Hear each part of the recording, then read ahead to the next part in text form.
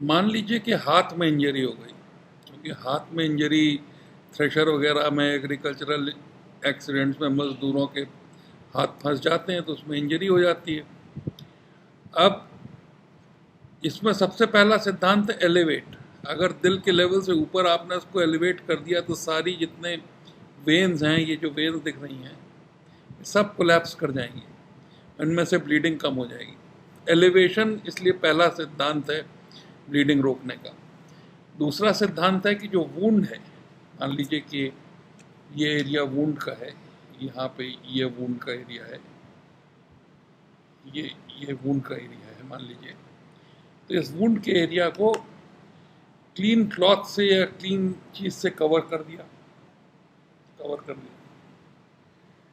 और कवर करने के बाद ये बैंडेज को इस पे कॉटन लगा दी।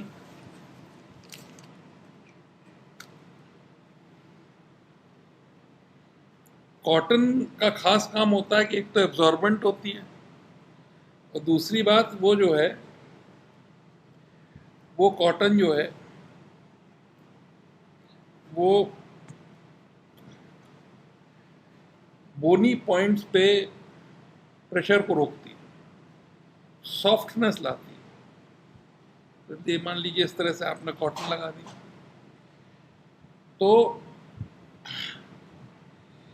आपकी बैंडेज के बीच के हिस्से से खींचे,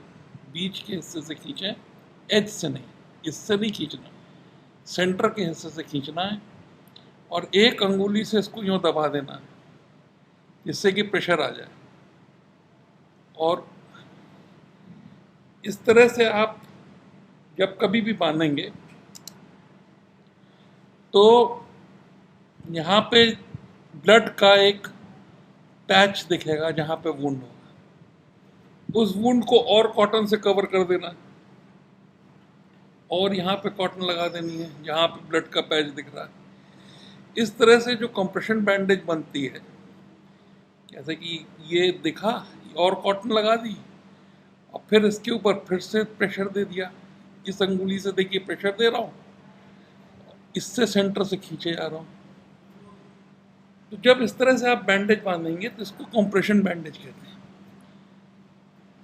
सेंटर से खींचना है, दूसरे हाथ से प्रेशर को मेंटेन करना है, जिससे कि घुमाने में ये लूज ना हो जाए, और अगर ब्लड का पैच आ जाए तो उसको फर्दर कॉटन की लेयर से कवर कर देना। ये कंप्रेशन बैंडेज का सिद्धांत है।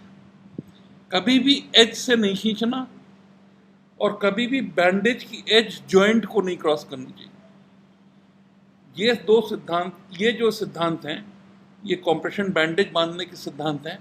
अगर आपको कंप्रेशन बैंडेज अच्छी बांधनी आ गई तो आप किसी भी रक्तस्राव को रोक सकते हैं। कोई ऐसा रक्तस्राव नहीं है, कोई ऐसी ब्लीडिंग नहीं है जिसको कि आप कंट्रोल न कर लीजिए। अगर आप 5 मिनट तक दबाए ही रहें तो ब्लड क्लॉटिंग के लिए टाइम मिल जाएगा और ब्लीडिंग जो है वो रुक जाएगी।